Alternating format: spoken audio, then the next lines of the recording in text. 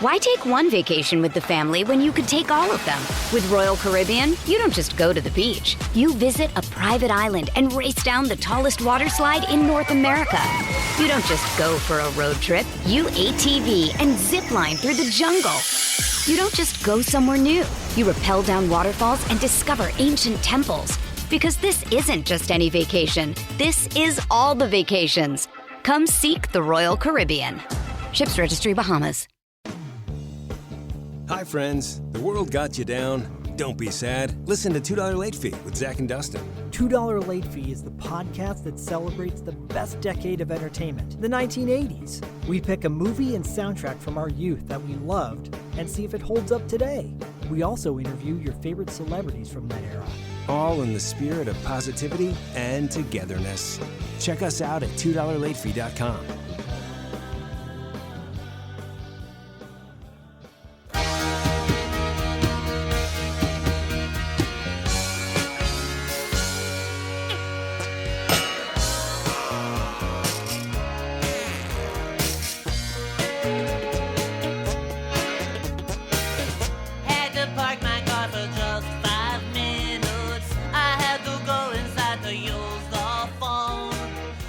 So I'm going to go out on a limb. You made a comment on an earlier recording that there was still a parody on this album that is your favorite. I'm curious if this is the one. It is not. Okay. I was like, the only reason I ask is because I'm like, man, we do have like these two like kind of more lo-fi Dr. Demento ones. I'm glad to hear that because I would say of all the parodies, this is probably my least favorite on this one. Yeah.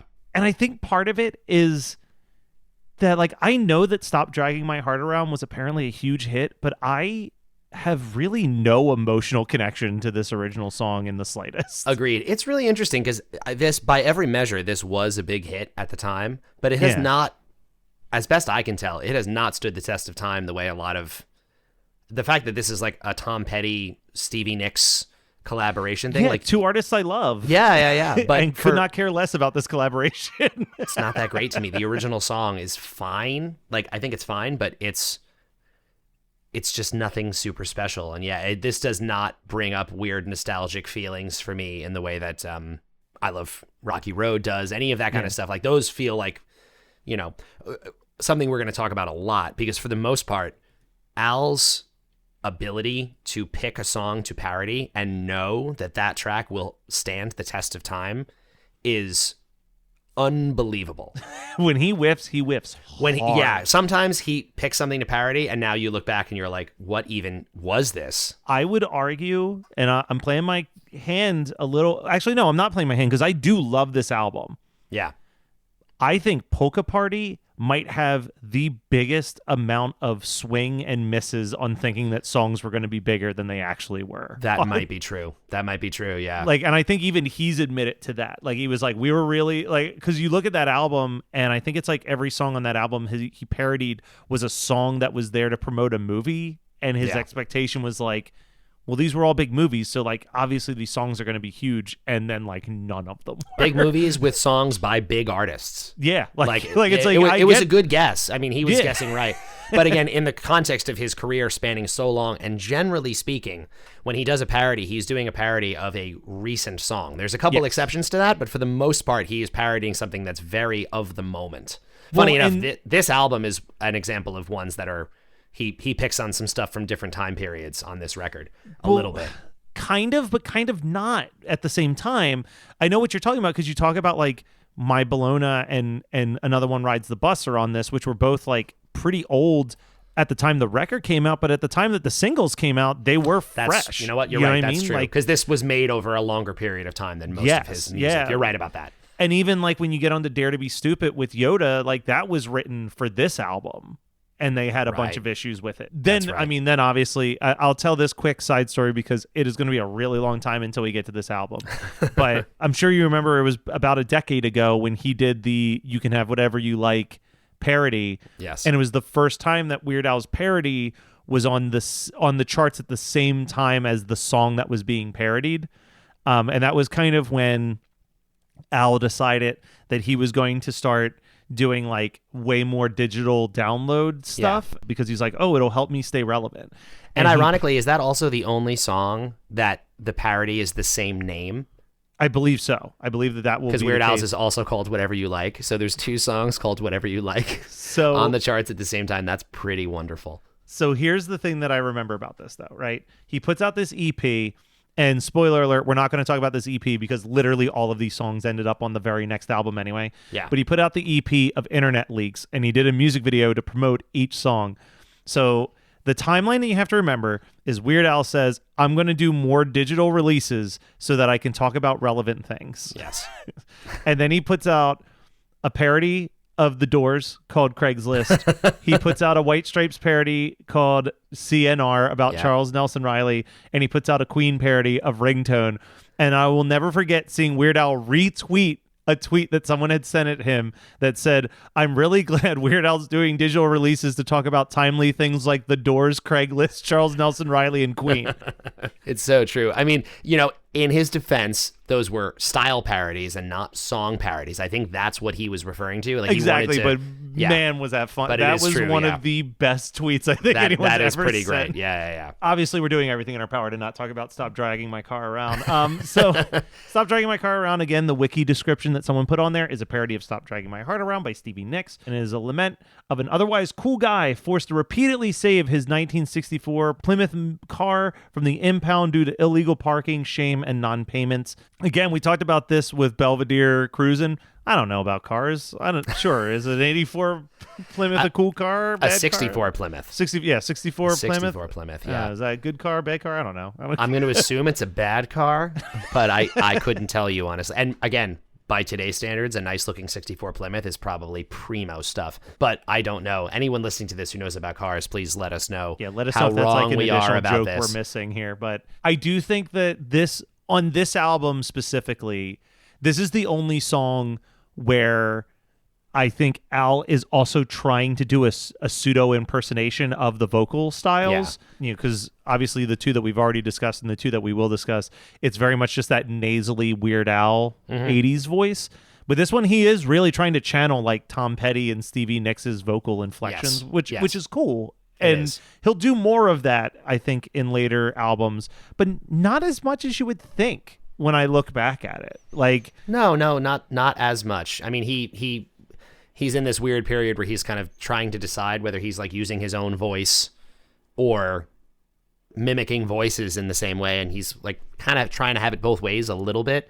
There's a sense of that. I mean, even though he has the nasal voice, he's still doing a little bit of that in Ricky, emulating the Ricky Ricardo accent and stuff. Even though it's not the original, well, that's different because it's not the song. He's not trying to sound like Tony from it. Yeah, but the voice change, doing different voices at all. I'm just use just that term as like different voices. That sort of fades as we go through his career. I think you find him doing the vocal inflections more on the style parodies than on the direct parodies anymore. There are a couple exceptions to that rule I'm thinking of as we move forward. Oh, for sure. But on the whole, it's like he is, when he does Dare to Be Stupid, he is trying to sound like the vocalist from Devo. He's trying to sound like that versus on that same album, maybe not like a Virgin is a good but he's definitely like he's doing a slightly Madonna-y voice, but it is still that like Al nasal. Yeah. There's a difference between trying to match someone's cadence, the way they deliver a line, and just the tone of his voice. And for the most part, the tone of his voice doesn't change very much. This one you can definitely hear. And funny enough, Tom Petty is also someone with a pinched sort of nasally vocal, so it's a pretty smooth transition for Al to try to do a Tom Petty. 100%. Yeah. And we'll get into, because again, when I'm writing down notes and I'm like, I don't think we're going to have a lot to say, I start to write down what can we talk about. And we'll talk about Tom Petty for a little bit. But I do want to, before we get completely off the topic of the song, this one, something that we've been talking about in the last couple episodes, total 180 from what we were discussing with like Gotta Boogie and Buckingham Blues. This has some weird instrumentations all over the introduction of this song. Super weird. And this is an example. We were talking about like, this is where I think it's a miss. I actually feel like the accordion, the manualist hand farts, all of that stuff, I do not feel like adds to this track. No, but I don't think it adds to this track, but I also simultaneously think it might be the best part of this track. I just think it's a bad track. It's just not that interesting. It's not like it's kind of, it's actually, I was just going to say it's long. I don't even know how long it is, but you were talking about Got a Boogie feeling long. Yeah. To me, this feels long. I could see a world where they recorded this without all of that stuff. Yeah. And Al was like, this isn't one of my Something best. has to happen differently here. Yeah, you're probably right. You're probably right.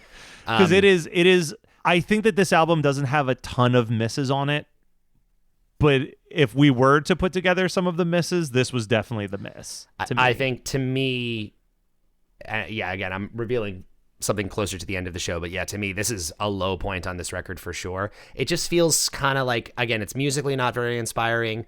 It feels a little bit lazy to me. Lyrically, it's not that inspiring Lyrically, either. it's not that inspiring at all. Like, My Bologna to My Sharona just feels like a very seamless transition.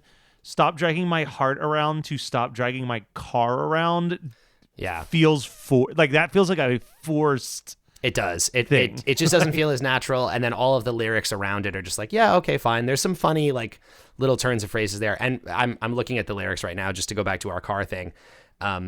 In verse 2, it's the person, took my baby to the local disco. I was jumping like a maniac, but the owner came and pulled me off the floor. Then he took me to his little office in the back. He said, I really like your snaggletooth necklace. Your pants are groovy and your hair's okay. But man, that car of yours is so uncool. Like, wow, I'm sorry, but we towed it away. It is funny, the idea that the car is just so uncool that it has to be towed. It's not that he's like parked in it, because later on it gets into illegal. Later on it becomes like a repo thing, like he can't afford to pay for it. That's like the verse after that, which is not as funny as the idea that like this car is so shitty that it's embarrassing to be in the parking lot of the disco, so we have to get rid of it. Like, I enjoy that. I think that's a really funny line. Yeah, it's just not his best. There's some good ideas here, but it's not Al's finest moment. No, there's also an interesting lyrical thing on this track that at the very end, in like the sort of outro loop refrain that again runs for a very long time in my head right now, he drops that line. He says like the check's in the mail, which is, I mean, that is just a phrase, but also it is, I guess, a reference. He's internally referencing a future song later. It's really like, that's not something I think I've ever heard him do anywhere else. Like, he's almost like, that almost feels like he's in some weird like concept album mode, where these songs are being stitched together in a way that like, and the whole song doesn't, like, I think this theory will fall apart very, very quickly, but it's odd to hear him be self-referential in that way. Why take one vacation with the family when you could take all of them? With Royal Caribbean, you don't just go to the beach. You visit a private island and race down the tallest water slide in North America. You don't just go for a road trip. You ATV and zip line through the jungle. You don't just go somewhere new. You rappel down waterfalls and discover ancient temples. Because this isn't just any vacation. This is all the vacations. Come seek the Royal Caribbean. Ships Registry, Bahamas. Well, I think that because the verse that you just read, the lyrics to, also gives me a little bit of a Such a Groovy Guy vibe. Yeah, as that's well. True too. Like it does kind of feel like it's, I don't know. I think this song really feels like it's Frankenstein of parts of better ideas. Agreed. It's a bummer. It's a bummer when every once in a while, and trust me, there's another parody that we're going to talk about on In 3D that I also think is like a huge whiff for him. I think that In 3D, which, you know, we'll get there in a couple weeks, like that, you really start to get that fully formed idea of like when he's doing a parody, like that TLC is there a little bit more than this one. And I think that the irony in that, the thing that's really weird about that is the turnaround time between this and In 3D is 1 year. Yeah. But this is like 5 years of ideas getting put together. Exactly that, yeah. Like this should have been this. Well, we're going to talk about a song when we finish the self-titled and are about to go into In 3D. We're going to talk about a song that got cut from this record that I think would have been the best parody on the album, personally. I think I know why it didn't make the cut. I almost wonder if he decided to cut that song and need it to come up with something to replace it. and this was kind of the thrown together thing. You know, you just touched on something else, which I think is the perfect point on this, which is that usually with his songs, with his parodies specifically, there is no getting, you have no doubt that Al and the band, everybody involved, love the song that they are parodying. Yes. And I do not get that sense with this track. No, not it doesn't. at all. And again, who knows? This is just listener perception. I could be totally wrong. This could be Al's favorite song of all time, but it just, you don't get that sense at all. It does not feel like it is being handled with like the sort of respect and care that, again, even I Love Rocky Road still has the accordion and hand farts, but I still get the sense that that is like, they know they have something precious that they're working with. It's almost like anytime that you're an artist, right? Like anytime that you're doing anything, especially a musician, more than any artistry. Yeah. Whenever you're deciding to sit down and record a song, you have to know that there is a higher than 50% chance that you are going to have to play that song a lot for the rest of your life. Sure. Yeah. You know Absolutely. What I mean? Like, it's like any song that you write at one point could become the fan favorite, where despite how you feel about the song, you're going to have to play it every night for the rest of your career. There are loads and loads of stories of artists throughout their career who have made that mistake and then been stuck with a song. And, you know, honestly, if you do that, the luckiest break you can get is that you're successful enough that you can ignore that song. Yeah. You can be like a Beastie Boys and you can say, we don't have to play Fight for Your Right to Party because we have enough. You can be a Radiohead and just be like, we're never going to play Creep again. Like, yeah. But then I also think of the flip side of that, which is like Rob Zombie. I remember hearing an interview where he said, like, do you think I want to sing Dragula every night for the rest of my life? Like, no, but like, it's an expectation, and like, who am I to take people's money and then not give them the song that they probably came there to hear? Yeah. It's an interesting thing because, you know, again, this is like, just to go back to Wheatus for a moment, because we get asked this question all the time, of course, about Teenage Dirtbag, and if we get bored of it and tired of it. And to each his own, like, I can certainly understand if you're, from an artistic perspective, if you feel like you're locked in a box and you have to do this sort of thing, like, but we've always said and thought, like, it's hard to imagine being angry about performing something that gives people such joy. I also think that you guys kind of lucked out in the sense of, like, Teenage Dirtbag is a very interesting song. Like, it is. We always have fun playing it. It's challenging to play in its own particular way. Like, if we don't play for a while, we take a break for the holidays and we come back. There's always an adjustment period to get it back, even when we've been playing it together for years and years and years.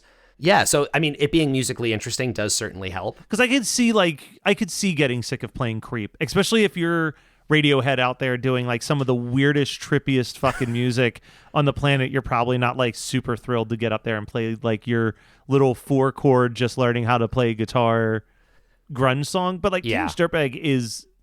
There are no other songs that I can think of that sound like Teenage Dirtbag. Yeah. So I mean, think that it does makes it easier. Yeah, we are super proud of it. We're not, like some of those other examples, like you said, for Radiohead, they got so much more interesting than that. For the Beastie Boys, they had, I mean, very publicly, they had issues with a lot of the lyrical content on that record, embarrassed them after the fact, and they were like, well, we don't want to sing these things anymore. And that's totally fair enough. Like, if you have issues with it in that sense. Well, and you and I have even talked about, even with the Wheatus stance, like the sense of humor of 2000 is very different than the sense of humor of 2022. So there are definitely some cringy moments on that first Wheatus album. There certainly are. We talked about it. We just addressed Buckingham Blues has lyrics that now are like, oof, like they just don't. It's the nature of, generally speaking, if you are trying to be funny, it often does not age well. Comedy comedy cannot be evergreen because it has to be topical and of that moment, and you have to be pushing against the edge of what's appropriate at that moment, and what that edge is always moving. I'll just say that my advice to anybody who was trying to pursue any type of comedy in the digital age, if you haven't hopped on your Twitter account and jumped back about 15, 20 years and decided to delete a couple of those tweets. Oh my God. Might be a good idea. Oh my God. I've done that a few times where I'm like, let me just see what like 20-year-old Matt Kelly was putting out in the ether, thinking it was funny and being like, yeah, I don't want anyone to find this again. Yeah, I'd rather get rid of that. It's so true. It's so true. And again, it's not like, you can do these things without any malice or ill intent, to bring it back to Al. I'm sure he did not, who could have envisioned that in what he was making fun of in Buckingham Green was Buckingham Green. Buckingham Blues. Buckingham Green is a Ween song that I just forgot. It's funny, when we started to talk about it, I was like, don't call it Buckingham Green. It's Buckingham Blues. That's really funny. Okay. Well, we'll follow this with the Ween podcast after we get through every Weird Al song. You and Chris Fafalios can do that one. Oh my God, I'm that dude loves his Ween. We agree on that. But yeah, no, he didn't mean to be that sort of like mean or cold or whatever. It's just that was.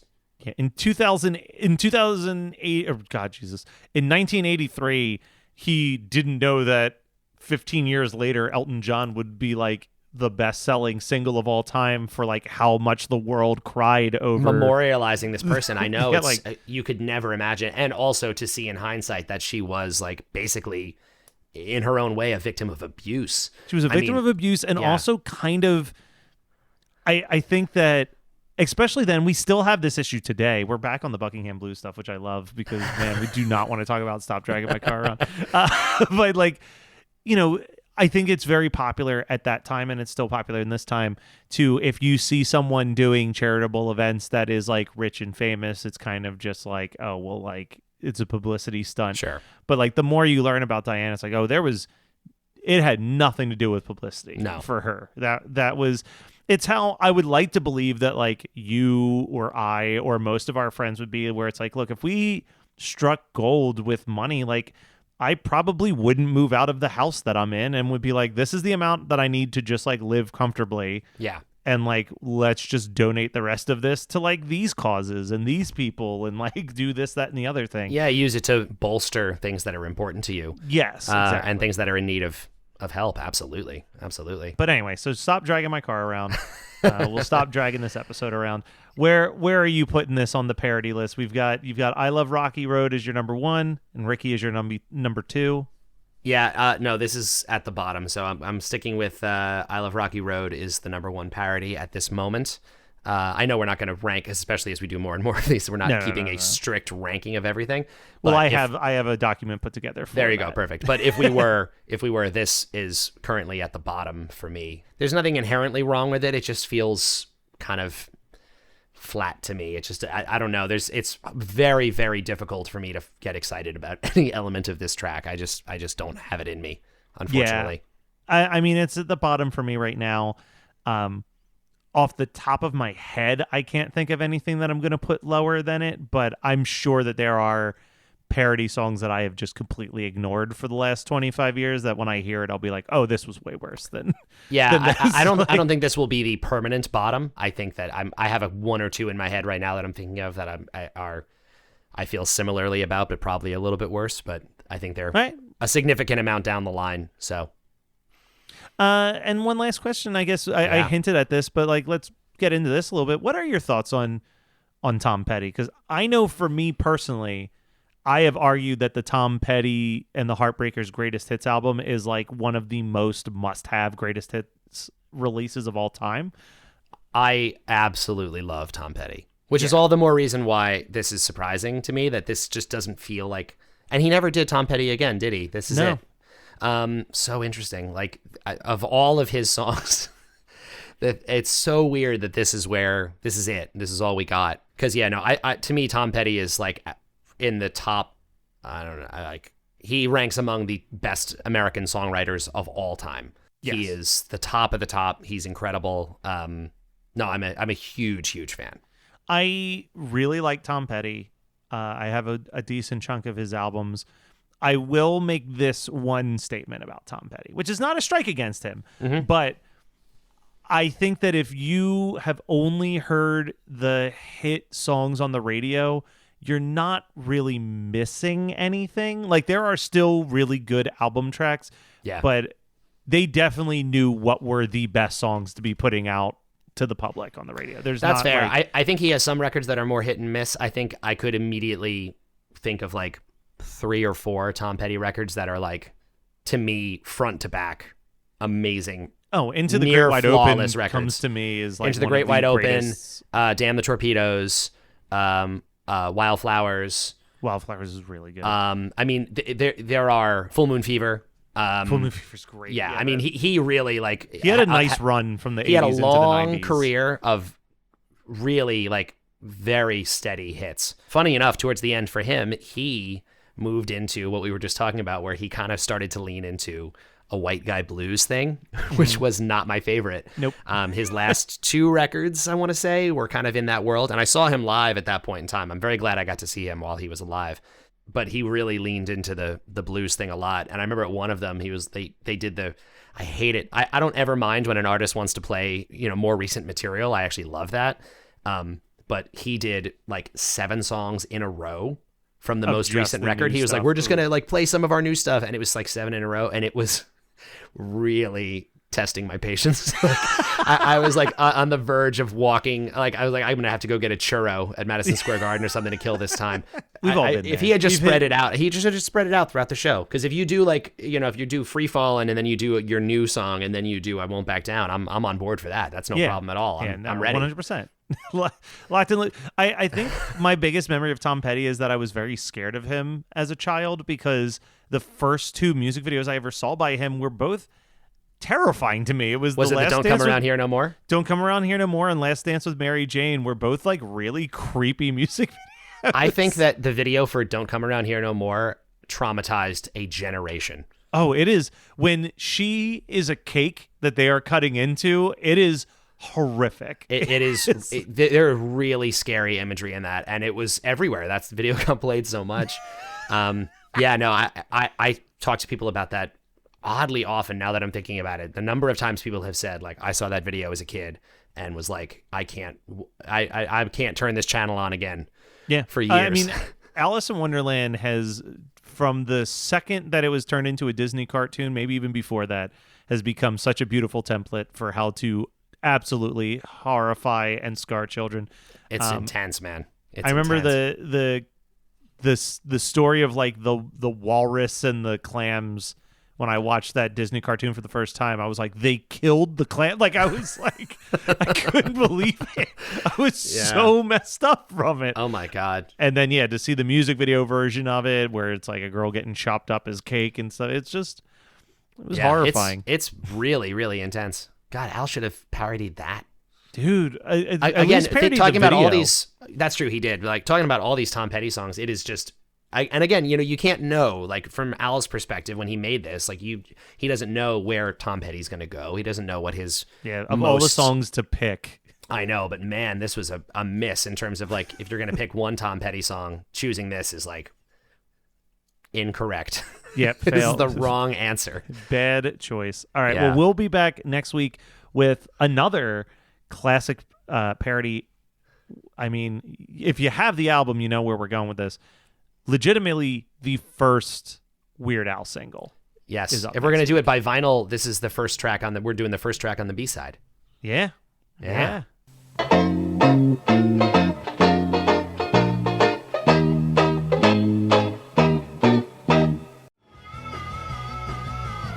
You're listening to the Geekscape Network.